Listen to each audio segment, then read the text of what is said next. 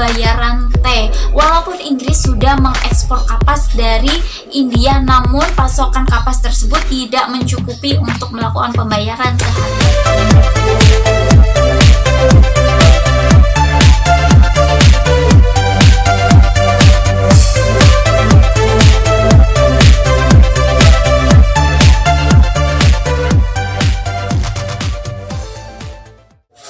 Assalamualaikum warahmatullahi wabarakatuh. Kembali lagi di Usman Top Channel. Pada video kali ini saya akan mengangkat kisah dari Perang Chandu, perang antara dinasti Qing Tiongkok melawan kerajaan Britania Raya pada tanggal 4 September 1839 sampai 24 Agustus 1842 yang terjadi di Tiongkok. Jadi lokasinya di Tiongkok. Perang ini memakan banyak korban. Pada saat perang tersebut, dari pasukan dinasti Qing ada 222.212 pasukan, dan dari kerajaan Inggris 19.000. Jadi sudah jelas ya, banyakan dari Tiongkok ya daripada dari Inggris. Dari Tiongkok yang tewas 18.000, 20.000 luka-luka. Dari kerajaan Inggris 69 yang tewas, 451 luka-luka, dan 200 lebih yang mati dalam tahanan eksekusi Taiwan. Jadi mati di dalam tahanan Taiwan. Perang ini yang memenangkan adalah pihak Inggris, sehingga keluarlah perjanjian Nanking, perjanjian antara pihak Tiongkok dengan pihak Inggris. Kenapa Tiongkok bisa kalah dengan jumlah pasukan yang sangat besar? Dan kenapa perang Chandu ini meletus ya terjadi? Tentunya karena disebabkan oleh Chandu itu sendiri. Dan seperti apa, maka tontonlah video ini sampai selesai agar sahabatku tahu gimana perang Chandu, Tiongkok bisa kalah dalam perang Chandu. Kronologi perang Chandu. Permintaan barang mewah dari Tiongkok, terutama porselen, sutra, terlebih-lebih teh di Eropa melaju pesat. Peningkatannya sangat tinggi, permintaannya sangat tinggi, sehingga menyebabkan ketidakseimbangan perdagangan antara Inggris dengan Tiongkok. Pada abad ke-16 hingga 18, transaksi global perak harus mematuhi sistem kanton. Sistem kanton adalah sistem di mana pemerintahan Tiongkok yang dipimpin oleh dinasti Qing memberlakukan bahwa semua perdagangan Tiongkok dengan asing harus dilakukan di satu pelabuhan yang disebut kanton.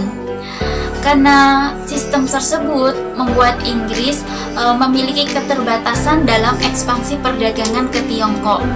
Sementara permintaan teh di Eropa, khususnya Inggris, sangat tinggi sekali.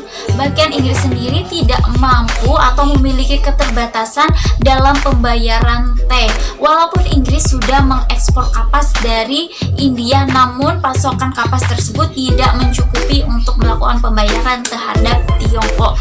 Mulailah Inggris memutar otaknya, berpikir bagaimana caranya agar bisa ekspansi perdagangan ke Tiongkok. Akhirnya Inggris menemukan sebuah cara dengan cara menyuruh perusahaan Hindia Timur Britania untuk menanam candu di Benggala. Kemudian candu-candu yang ditanam dari Benggala tersebut dibawa oleh Inggris ya, dibawa oleh perusahaan-perusahaan swasta Inggris atas izin kerajaan Britania Raya untuk diselundupkan ke Tiongkok. Mulailah masuknya narkoba secara ilegal di Tiongkok. Padahal pada waktu dinasti Manchu atau dinasti Qing, penggunaan narkoba itu sangat dilarang. Bahkan bagi yang melanggarnya akan dikenai hukuman mati. Jadi dinasti Qing tersebut melarang pengedaran dan penyalahgunaan candu. Namun karena adanya peredaran narkoba secara ilegal yang dilakukan oleh Inggris, menyebabkan masyarakat dalam bidang sosial dan keadaan Tiongkok menjadi kacau, karena banyak dari masyarakat yang rela menukar barang berharganya untuk ditukarkan dengan opium. Tentunya hal ini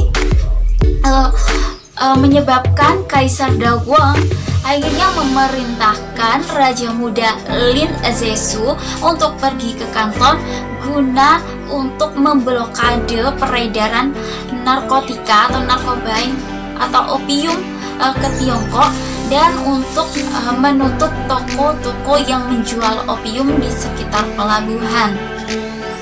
Namun perintah dari Raja Lin Zexu, Raja Muda Lin Zexu, tidak digubris oleh pemilik toko.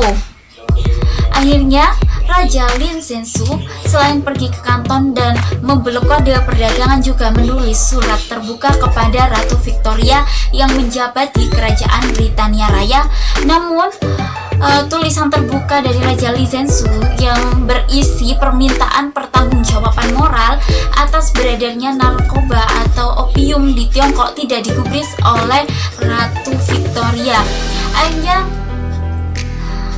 Raja Lin Zexu berusaha merayu pemilik toko yang menjual opium agar mau menyerahkan opiumnya kepada Raja Lin Zexu untuk ditukar dengan teh. Akhirnya pemilik toko tetap tidak mau, maka terjadilah pembakaran, penyitaan sebesar 20.800 lebih peti yang berisi opium atau setara dengan 1.120 ton dibakar, dirusak oleh Raja Muda Lin Zexu dengan mengerahkan kekuatan-kekuatan dari tiap daerah. Jadi ini ada operasi besar-besaran dari pemerintahan dinasti Qing untuk memberantas peredaran narkotika. Maka terjadilah pembakaran peti-peti yang berisi ganja, 20.283 peti ganja atau setara dengan 1.120 ton opium yang dibakar oleh dinasti Qing. Akibat dari pengrusakan dan pembakaran candu tersebut menyebabkan Inggris marah besar dan mengirim militer serta meriam ke Tiongkok. Maka terjadilah pertempuran antara Kerajaan Britania Raya melawan Tiongkok dengan jumlah pasukan dari Britania Raya 19.000 dan dari Tiongkok 222.212. Begitu banyak kan pasukan dari Tiongkok. Namun kekalahan didapatkan oleh Tiongkok dan kemenangan diperoleh oleh Inggris. Kenapa Tiongkok bisa kalah? Tiongkok bisa kalah dengan pasukan Inggris yang lebih sedikit disebabkan banyak dari militer Tiongkok yang menjadi pecandu opium. Dari situ terlihat bahwa opium itu bisa merusak dari ketahanan sebuah negara. Makanya opium juga dilarang, baik dulu di dinasti Qing maupun sekarang di berbagai negara, pengedaran dari narkotika. Maka akibat dari kekalahan Tiongkok terhadap Inggris, maka terjadilah penandatanganan perjanjian Nanking berisi yaitu Hong Kong dan pulau sekitarnya diserahkan kepada Inggris. Dibukanya 5 pelabuhan untuk Inggris, Amoy, Canton, Fuzhou, Shanghai, dan Ningpo. Kemudian Tiongkok harus membayar ganti rugi atas pengerusakan opium Inggris sebesar 21 juta dolar. Menurut Inggris ini adalah perjanjian perdamaian, tapi bagi Tiongkok ini adalah perjanjian tidak adil. Akibat dari perjanjian tidak adil ini menurut Tiongkok, maka ini juga akan menjadi kronologi Perang Candu kedua. Setelah Perang Candu pertama, kekalahan yang diterima oleh dinasti Qing, maka semakin melesatlah peredaran narkotika di Tiongkok. Saat itu narkotika tidak dilegalkan namun ditoleransi oleh pemerintahan dinasti Qing. Akibat dari pentoleransian dan dibukanya 5 pelabuhan untuk Inggris, maka barang-barang Inggris atau barang-barang asing membludak di negeri Tiongkok, sehingga pedagang-pedagang lokal atau orang-orang lokal seperti petani mereka mengalami kesulitan untuk menjual barang dagangnya karena kelebihan barang-barang impor. Sebanyak dari para petani-petani tersebut yang berhenti dari petani dan melamar kepada bandit-bandit untuk menjadi mafia, menjadi pengedar lagi. Begitulah keadaan Tiongkok setelah kalah dalam Perang Candu pertama. Dan kemudian terjadilah perang candu kedua. Dalam perang candu kedua Tiongkok pun kalah. Itulah yang diakibatkan dari peredaran narkotika. Dan itulah kisah dari perang candu yang terjadi di Tiongkok antara Tiongkok melawan Inggris.